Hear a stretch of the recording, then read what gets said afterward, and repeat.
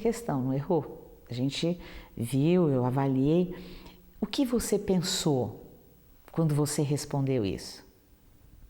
Então, onde ele está indo agora, o behaviorista? Ele está indo para um evento interno, que é pensamento. E isso importa para o analista de comportamento, importa para o behaviorista skinneriano, sim. E essa é um grande escândalo quando as pessoas sabem. O educador, ele desconhece isso de modo geral. Ele fala, não, Skinner só estuda o observável. E o ser humano é muito mais do que o observável. Eu quero estudar esse ser complexo.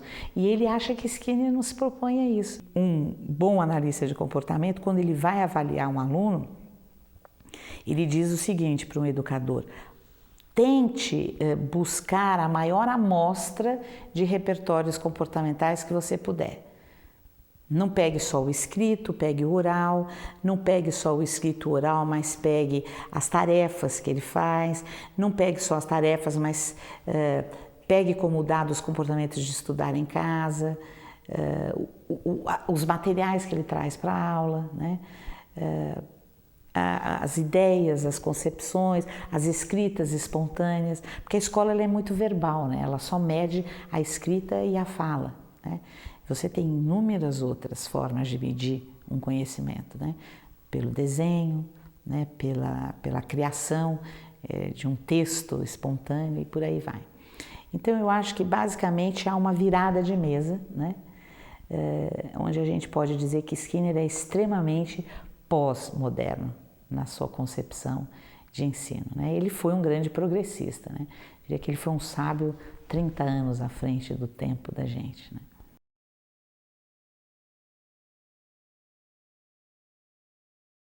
Uma das grandes contribuições de Skinner, e aí junto com o seu grande companheiro Fred Keller, foi a proposta de que as melhores condições de ensino são aquelas que respeitam o ritmo individual do aluno, que é o chamado sistema individualizado, né? Esse sistema ele tem algumas características que são, eu ver, importantes porque são coadunantes com todos os princípios skinnerianos. Primeiro, a questão de que cada aluno tem o seu aprendizado no seu próprio ritmo. A segunda característica, divida o curso em pequenas unidades, das mais simples às mais complexas, e só deixe que o aluno passe para a seguinte na medida em que ele atingir completamente os objetivos da anterior. Então é uma perspectiva de que o objetivo do meu ensino é o 100%. Se o aluno ainda não atingiu o objetivo, não tem por que ele passar adiante, né? E essa passagem ela é natural. Atingiu 100% na pequena primeira unidade, ele passa para a seguinte. Então, divida o seu curso em pequenas unidades, o aluno passa para a seguinte só na hora em que atinge os critérios da anterior. A questão da nota. Se o aluno passou, ele tem 10. Então, um princípio que está por trás é dê nota 10 a todos os seus alunos, porque o seu objetivo como professor, diz o ensino idealizado, não é separar o joio do trigo ou classificar as pessoas, mas é ensinar. Ou você ensinou ou não ensinou, né? Você não ensinou um pouco, se ensinou um pouco, então é porque ele ainda não atingiu o objetivo, então ele fica lá. Então dê nota 10 a todos os seus alunos, né? Uma outra característica, diga aos alunos o que você espera deles. Então, os objetivos educacionais, uma perspectiva do ensino individualizado, não são apenas para o professor. Não é uma coisa escondida que só o professor sabe, só o diretor da escola sabe. O objetivo não é uma coisa que tem uma importância administrativa, ele tem uma importância didático-pedagógica e educacional. O aluno sabe o que se espera dele, né? Então, não fica uma caixinha de surpresas o ensino. Uma outra concepção do ensino individualizado, o mito da aula expositiva. A aula expositiva é uma das piores condições de ensino. É uma situação em que o professor se expõe, é um show, é uma palestra, mas você não tem a menor garantia que seus alunos estão aprendendo enquanto você está falando. Então é incrível, né? Porque é uma das piores condições de ensino. A gente já fez várias pesquisas mostrando que a situação de grupo, a situação de programas individualizados via computador ou via livros ensinam muito mais do que um professor falando. Então, uma das concepções do ensino individualizado, dê aulas expositivas de vez em quando. E nem exija frequência. Seus alunos podem optar por se preparar melhor para uma outra atividade. Então, dê aula expositiva, mas não espera, divirta-se, mas não espere uma grande plateia.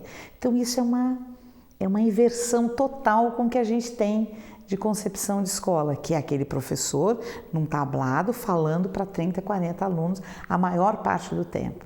Na concepção de ensino individualizado, o aluno trabalha a maior parte do tempo num material cuidadosamente planejado por um professor que gastou inúmeras horas programando aquilo. Ao contrário daquele professor que rapidamente prepara o seu roteirinho, vai lá dar um show de 50 minutos, né? E o aluno depois tem que se virar sozinho para estudar para a prova. Então é uma inversão total, né? Uma inversão baseada no quê? Nas descobertas dos princípios. Sabe-se que se aprende melhor quando eu faço, quando eu penso, quando eu escrevo, quando eu discuto, quando eu falo, quando eu vejo, quando eu manipulo, quando eu faço, do que quando eu ouço simplesmente, né? Então, no ensino individualizado, as aulas expositivas são raras, mas a gente sabe que o aluno gosta de ouvir o professor. A gente sabe que ele precisa desse momento. O professor é um maestro. Então, uma outra característica do ensino individualizado, esteja sempre disponível, sempre, em todos os dias das suas aulas, esteja ali. Você e seus monitores, porque eles podem precisar de você. Então, o ensino individualizado, ele requer um material escrito, planejado. Ele requer situações de aplicação, requer situações planejadas com muito cuidado. E não dispensa a presença do professor, porque o ser humano é um ser social e ele gosta de aprender ao lado do outro. E gosta de aprender ao lado daquele que está preparado para ensinar, né? Então, esse ensino individualizado, ele foi criado na década de 70, né, baseado nos princípios. Ele teve um boom, foi aplicado no mundo todo. Hoje no Brasil a gente tem algumas universidades revivendo, a gente tem algumas adaptações desse ensino no ensino à distância. Os computadores são os grandes aliados da viabilidade deste ensino. Mas há um grande perigo, né? Há o perigo de isso ser entendido como professor não precisa mais, professor não tem mais o seu emprego, basta o aluno e uma tela de computador. Não é isto, né? O ensino individualizado, eu acabei de dizer, o professor tem que estar presente sempre.